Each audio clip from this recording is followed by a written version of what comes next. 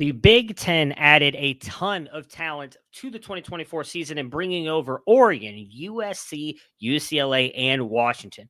But I think the most talented player actually came from Oregon State and joined the Michigan State roster.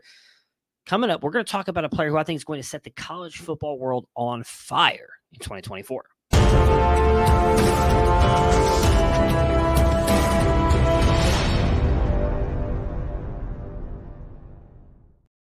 Before we start talking about Aiden Chiles, if you like what we're doing here at Campus to Canton, hit that like and subscribe button.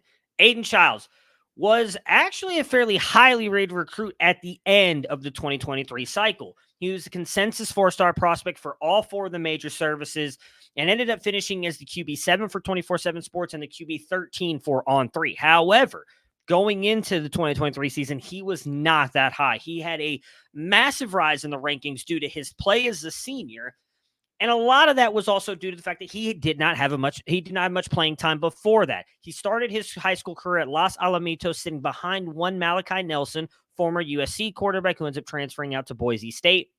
And then in his junior season, right before his junior season, he transferred to Downey High School in California and ended up shattering his wrist, missing most of the season. However, senior season comes along and he has an incredible year. Passed for 73% of his passes for 3,350 yards, 38 touchdowns, just 5 interceptions, leading Downey to a 12-3 record and a berth in the CIF Southern Section Championship, which he ended up helping them win in his final game for Downey High School. He committed fairly early on to Jonathan Smith and Oregon State, one of the few coaches that was all in on him before he became a household name and what talked about as one of the, again, rising prospects of the 2023 campaign, and he never wavered. There were rumors that teams like Ohio State and other big-name schools were coming after him at the end of the process, even USC and Lincoln Riley with Malachi Nelson, yet he stuck with Jonathan Smith. A big deal is obviously he follows him over to Michigan State when he takes the job. Let's look a little bit at Aiden Chiles, who I think is just an incredibly good quarterback. Not only do I think he has a very good arm and it's great placement on this throw, but he can create outside of the pocket and he has some incredible wheels on him. One of the more intriguing players, I believe, as well, that could be in this 2024 breakout season, will be a true sophomore, does know this system. We'll talk a little bit more about that in a minute, but you see there the wheels. If you look at his athletic database here at Campus to Canton, I think that we have actually undersold him a little bit. You look on here, AJ McCarron on there, Jake Bruening, who, was actually decent for the Cincinnati Bengals, but a 46th percentile athlete, I feel like we're shortchanging him a little bit there. And if you go in and look at some of his arm strength as well, which was a concern. There was a lot of concern from our own recruiting team here at Campus 2 Canton about what his arm strength actually was. Again, he took a little bit longer possibly to develop because of that wrist injury, but everybody in person talked about how strong that arm was. And I think if you look down there at the bottom of that QB velocity list, it's at a 51 Desmond Ridder. Look, Desmond Ridder, not the most accurate quarterback in the world, but did have a strong arm. If his arm compares favorably to that, I think he's going to be just fine at the college and possibly NFL level. He can make every throw in the book, in my opinion. I will say that he does tend to lose a little bit of velocity on those deep throws, but anything in the short and intermediate area, he is money.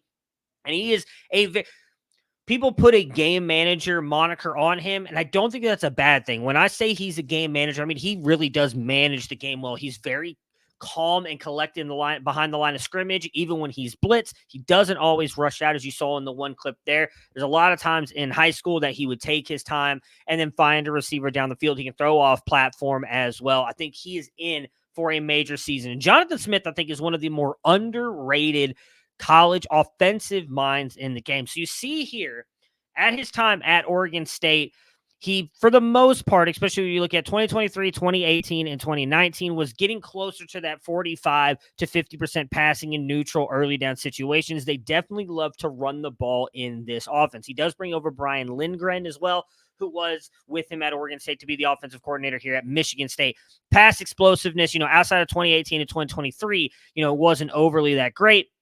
But then pass success rate, if you look at that, I mean, He's upwards of almost 50%, 46% in 2022, 2021, and 2023, and then right there, 44% in 2019. So even though they weren't passing a ton, they were being very successful in doing that and fairly good pass EPA per play.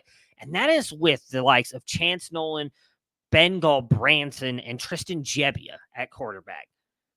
DJU had a fairly good year in 2023, and as you saw, that was one of the more better years for Oregon State with Jonathan Smith calling the plays and running that offense. He had, overall, you would say, based on what he did at Florida State, a fairly typical season for DJU, but it was definitely a bounce back year for him. A lot of people saw his stock is kind of going downwards, ends up completing 2,638 yards, 21 touchdowns, 7 interceptions, just a 57% completion percentage.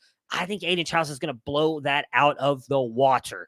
With his legs, I think he's going to be a rushing threat. I actually think we could see Aiden Chiles being, in this first season with Michigan State, possibly a top 30 fantasy asset. What is going to hurt him is the fact that their schedule is tough. Florida Atlantic, at Maryland, Prairie View, at Boston College, then it gets rough. Ohio State, at Oregon, Iowa, at Michigan, then Indiana, Illinois, Purdue, and Rutgers. So to end the season, he could go on a pretty good run with this team and be a fairly good fantasy asset.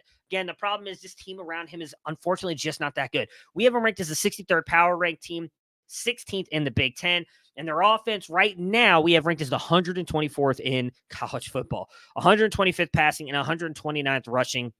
The running backs, Nathan Carter, I think could be a pretty good get for them. But the offensive line, I think, is going to struggle. And we are a little bit worried about the weapons. We had high hopes for Jalen Smith, who will be a redshirt freshman going into this year. They've got Nick Marsh, the true freshman that a lot of people are excited about. Jaron Glover, Antonio Gage Jr., Foster Jr., they have some intriguing names, but we need some of these guys to step up. Regardless, I think Aiden Chiles with his legs is going to make some big plays. We've seen Ohio State be susceptible to guys like Daquan Finn in the past. Granted, it's a new defense, new defensive coordinator. Maybe they'll be able to shut Aiden Chiles down, but I believe in this kid.